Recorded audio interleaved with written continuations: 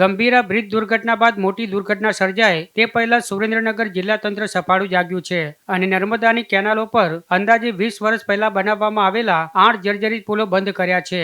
ખમિયાણા Dudhrej canal, Mulchand Dudhrej canal અને દુધરેજ ગામનો મુખ્ય જોડતો પુલ સહિત કેનાલ પરના 8 પુલ બંધ કરવામાં આવ્યા છે. પણ યોગ્ય વૈકલ્પિક માર્ગ તરીકે યોગ્ય ડાયવર્ઝન આપવામાં ન આવતા વાહન ચાલકોને ભારે હાલાકી વેઠવાનો વારો આવ્યો છે. જોકે જ્યાં ડાયવર્ઝન આપવામાં આવ્યું છે ત્યાં 108 પર ન નીકળી શકે તેવી પરિસ્થિતિનું નિર્માણ થયું છે. ત્યારે સ્થાનિક લોકોમાં તંત્ર સામે ભારે રોષ જોવા મળી રહ્યો છે, કારણ કે પુલો બંધ કરાતા ટ્રાફિકની મોટી સમસ્યા ઊભી થઈ છે. આથી તાત્કાલિક ડાયવર્ઝન રિપેર કરી યોગ્ય બનાવવા માંગ ઉઠી છે.